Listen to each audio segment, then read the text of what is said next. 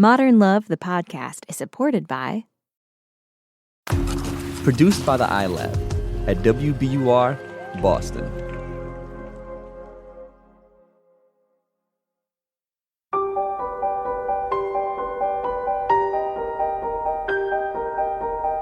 From the New York Times and WBUR Boston, this is Modern Love. Stories of love, loss, and redemption.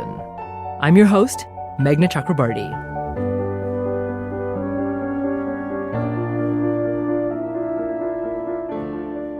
Right now, we are watching extraordinary protests around the world against police violence and racism.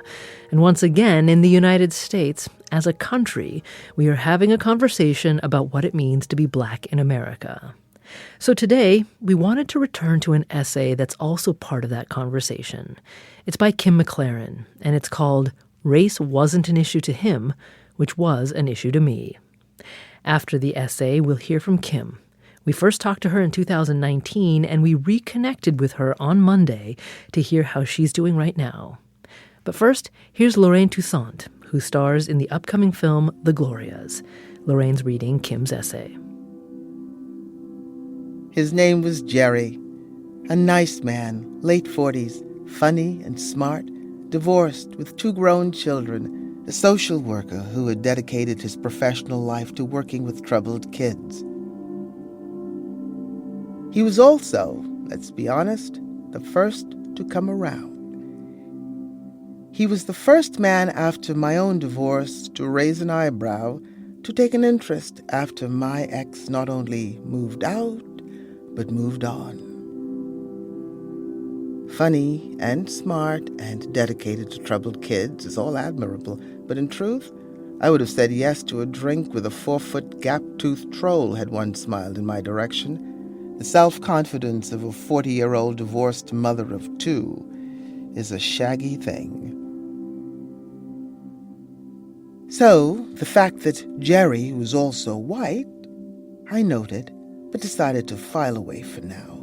Why worry about it right out of the gate? Yes, race had been an issue in my marriage. Not the issue, perhaps, but an issue nonetheless. What I did not know was whether race arose as a problem because I am Black and my ex is white, or because I am a person who grapples with race and he is not. That my ex does not grapple with race, he would not dispute. He does not care to read, think, or talk about it, and he wondered why I did. My ex believed I always went looking for race, but I didn't. Race came looking for me. And when it did, I would stand and call its name. When officials in our inner ring suburb talked about closing our borders against a wave of non-resident students sneaking into our schools, when a white woman at my gym reached up uninvited and petted my locks like she was petting a dog, when my sick mother received one level of medical care and my ex's sick sister received another, at such times he tried to understand my feelings, but he did not share them, and even talking about it made him uncomfortable. It's a dividing line as real as any in America, those who grapple with race and those who do not. But like most dividing lines, it's impossible to tell on which side a person stands by looking at them, or at least that's what I thought at the time. So why get ahead of myself with Jerry? Why dig for landmines when I may not make it past the way he slurps his beer? We met for drinks. Spark-wise, I felt little, but we ended up talking and laughing easily for more than an hour. I told him I was a writer. He told me his 5 favorite books and how they had shaped his life. He told me he'd gone to a seminary as a boy and eventually left the Catholic Church. I told him I'd been raised a Pentecostal, but mellowed into Methodism as an adult. We talked about our children, travels, mutual love of the blues and mutual dislike of the cold. And then he said he would like to read my books. He thought he would like them. I said he might not. How do you deal with it when people you know don't like your work? He asked. I quoted a playwright whose name I couldn't remember, who admitted in an interview that he told his friends if there was a choice between being honest and being kind in talking about his work, they should choose to be kind. Don't value your opinion over my feelings, the playwright said. Jerry nodded. Most people use honesty like a weapon. Like a switchblade, I said, like a bayonet. They slice up your heart with their ugly, hurtful words, and then, while you're bleeding on the floor, they hand you a Band-Aid. I was only being honest. Honesty is overrated, Jerry agreed. So the following day, when he emailed his attraction, I tried to be both honest and kind. No spark, I wrote. But he was great, good company. If he was looking for the one, I was probably not going to be her. But if he simply sought intelligent dinner companionship some Friday evening, I'd be more than game. Not a bayonet, I thought, but a butter knife. But still it hurt. Ouch, he replied, and disappeared. By the time he resurfaced a few months later, I had suffered through 2 terrible blind dates, joined an online dating service, carried on several email conversations that died, actually talked on the phone with a few men, met 3 for drinks, backed away carefully from each, then canceled the service. A few of these men were black, the others white, and in no case did I find anything remotely resembling chemistry. In fact, so utterly lacking in connection with these encounters that it made me appreciate anew how rare is connection. In the face of human isolation, race seemed to retreat a little.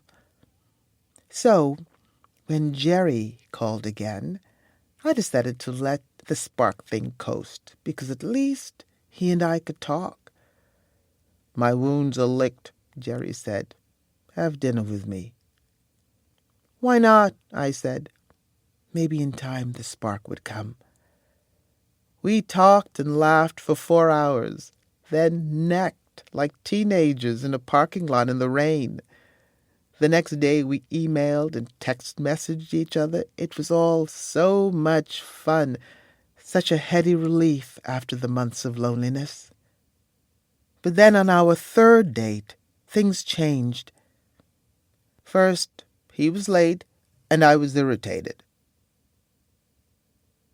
Earlier, I'd had a frustrating discussion with several white undergraduates in my Literature of Slavery class. All semester I had struggled to teach them to think critically about race and slavery and history, to have them challenge their assumptions. They insisted, for example, that racial divisions were as old as time, and that the myth of African inferiority preceded slavery, not, as I suggested, the other way around. And they argued that racial genetics were more than skin deep, whether I wanted to believe it or not. How else to account for the way black athletes dominate most professional sports? That evening, when I shared my frustrations with Jerry, he wondered if the students didn't have a point. What about all those Kenyan marathon runners, he asked. Isn't it possible there's some genetic reason for that? Isn't it possible blacks are just better athletes than whites? A perfectly innocent question, yet something small and painful flickered inside my chest. Logically, if one accepts a genetic physical superiority of blacks, one must also accept the possibility of intellectual superiority in whites. Did he not consider that notion? Did he reject it out of hand? or subconsciously believe it? And if I wondered these things out loud, would he, like my ex, judge me bitter or oversensitive? I'd mentioned an essay I'd given my students in which the anti-racism advocate Tim Wise suggests that no one brought up in America can claim to be free of racist indoctrination, that doing so only perpetuates the crime. What Wise says is that we must all recognize and confront the legacy of the past, I explained. I don't think everyone is racist, Jerry said. Maybe racialized, but that's not such a bad thing. By now my hands were trembling, so I did not ask what he meant by that. I had a feeling that even if he tried to explain, I would not understand. I engage with race, but not all black people do. I know several interracial couples in which both people swear race is never an issue, almost never comes up at all. I believe them, but it amazes me. And I know one thing, I can never join that pack. My ex did not grapple with race, at first because he did not have to, being a white man in America, and later because it frightened him. This difference was a small but steady river that ran between us, and the more he tried to ignore it, the more I clawed at the banks, and the more I clawed at the banks, the larger the river swelled, until, at last, we were engulfed. A black person who grapples with race cannot be with a white person who doesn't. Whether a black person who grapples with race can be with a black person who doesn't is a different and unresolved question for me, but on the first point, I'm solid. So when Jerry called and asked if I would meet him for a drink, I agreed, but this time I went only to tell him. We met at a bar with billiards. He wanted to teach me to play, but I said we wouldn't have time. I can't see you again, I said. He blinked with surprise. Why? He said finally. I used my bayonet. Because you're white, and it costs too much for me to date a white man. It costs me to be married to a white man for 13 years. I can't do it again. That's ridiculous, he said after a minute. That's the most ridiculous thing I've ever heard. Which proves my point, I said. It's not ridiculous. You can't be with any white man. No, I don't think I can. I may as well face it, because after all, Jerry was a good man who worked with troubled kids and lived his life open to relationships with people of different races. And yet I couldn't be with him, even though, unlike my ex, he did seem willing to grapple with race. But he was nearly 50, and his grappling apparently was just beginning, whereas mine started at 5.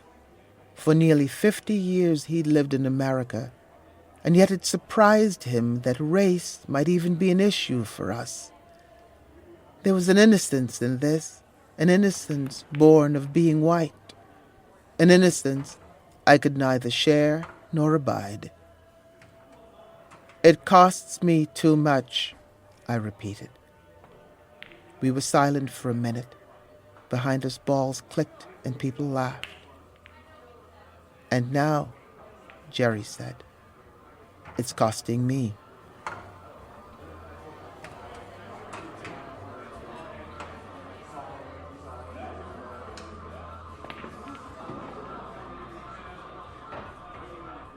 That's Lorraine Toussaint reading Kim McLarin's essay, Race Wasn't an Issue to Him, which was an issue to me. There's more from Kim after the break. Kim McLarin's essay came out back in 2006, and when it was published, she says she got a lot of angry messages. It just got characterized as she hates white people, and that's a very easy way to dismiss me and dismiss what I was saying. What I was simply saying was these issues are real. They continue to exist. This country continues to have issues of white supremacy and racial injustice. And I cannot be with a white man who refuses to acknowledge that. And anybody in 2019 who continues to deny the reality of racial injustice, I think, is really problematic. So I actually feel in some ways vindicated. Kim's one regret about the piece was Jerry's reaction to it. Jerry did read the piece, and he was furious at first. He was furious, even though we did not use his last name, of course. And to me, Jerry wasn't the point of that essay. Jerry is representative of a lot of people in this society, and that's what I was really writing about. I wasn't writing about him. I was writing about the unwillingness of a large portion of American society to address these issues head on, and how I couldn't be in an intimate relationship with one of those people. But yeah, Jerry was pissed, but Jerry got over it. Kim is in a relationship now with a man she met 3 years ago. And a year and a half ago, they had a commitment ceremony. I don't believe in marriage anymore, so that's a separate issue. But yes, I'm well partnered. And ironically, or not ironically, he is white. He's a white man. And he's the love of my life. I call him the unicorn, actually, because he's a magical creature who nobody believes exists, but he does. He acknowledges his own white male privilege, and he does not discount or diminish my experience, which is what was happening with Jerry, right? Like, so if I have an experience, if I'm in a department store and somebody follows me and accuses me of shoplifting, and I come home and tell him, he doesn't say, oh, you were imagining. And he says, that really, he starts cursing with me, and then we hug, and then we go on and have dinner. That's the end of it, right? It's like we don't have to talk about race because he acknowledges the reality. It's like you don't have to keep arguing about the wetness of water unless one person is denying that it is. And Kim says that for her, acknowledging another person's reality is essential to intimacy. I'm a big fan of James Baldwin. He is my spiritual guide, my guru. And he really said the writer's job is to look right at the heart of things and to tell the truth about the way human beings are and what it means to be human in this world in order to make the world a more human dwelling place and a more humane dwelling place.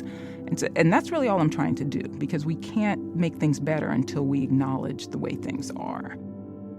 That was Kim talking to us back in April of 2019. We reconnected with her on Monday, and we started by asking her how she's doing. I have been alternating between numbness and rage and exhaustion. I did not watch the original George Floyd video.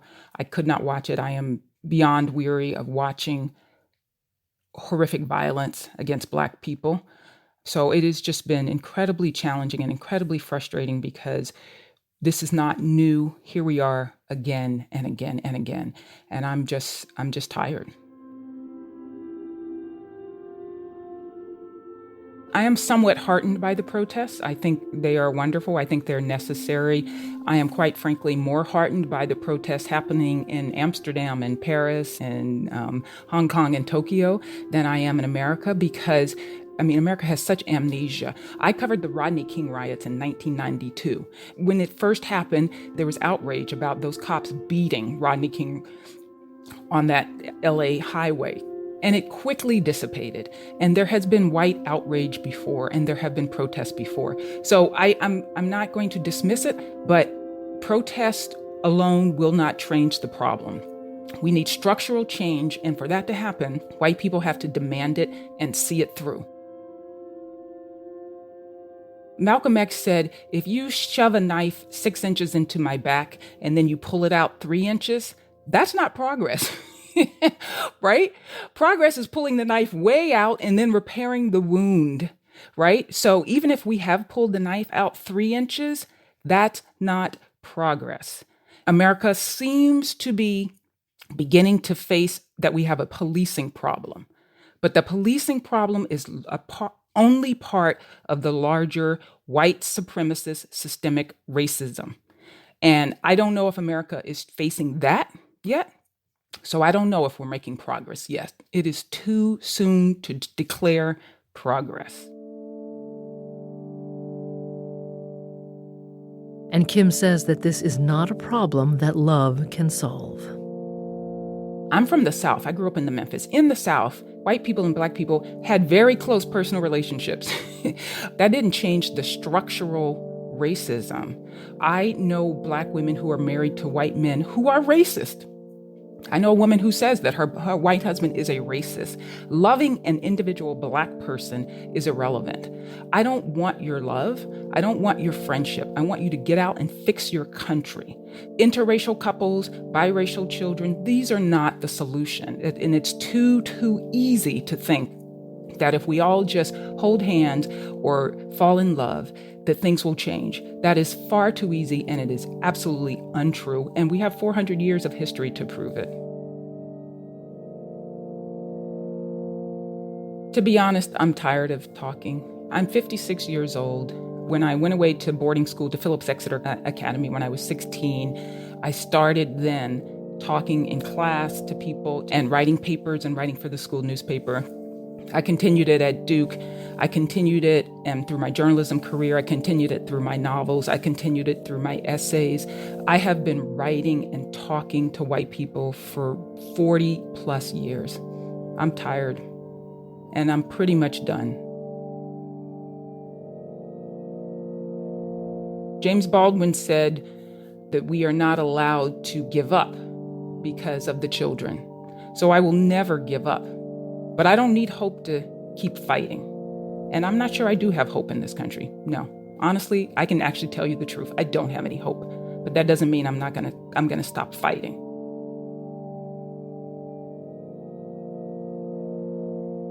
That's Kim McLarin. She's a professor in the Department of Writing, Literature, and Publishing at Emerson College. Her most recent book is Womanish: A Grown Black Woman Speaks on Love and Life. We've got more after the break.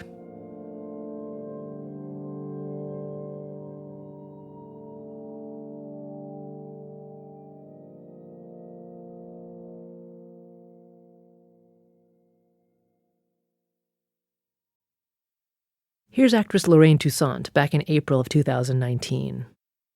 Modern Love is one of the columns that my now husband would read to me in bed every week. He would save it and cut it out and bring it home to read to me in bed. And so that's how I came to know Modern Love. It was a ritual with us. And I'm black and my husband is white. And we talk about race all the time in our house. It's never far away from how we are thinking, how we're talking, how we perceive the world. So this piece really did resonate with me for several different reasons. Thanks again to Lorraine for reading this piece. Her upcoming film is called The Glorias. You can also see her in the upcoming CBS series, The Equalizer. Modern Love is a production of The New York Times and WBUR, Boston's NPR station. It's produced, directed, and edited by Caitlin O'Keefe. Original scoring and sound design by Matt Reed. Iris Adler is our executive producer. We're edited by Catherine Brewer. Daniel Jones is the editor of Modern Love for The New York Times and advisor to the show. Special thanks to Julia Simon, Anya Stremian, and Mia Lee at The New York Times, and Max Liebman at WBUR. The idea for the Modern Love podcast was conceived by Lisa Tobin. Additional music, courtesy of APM. I'm Meghna Chakrabarti. See you next week.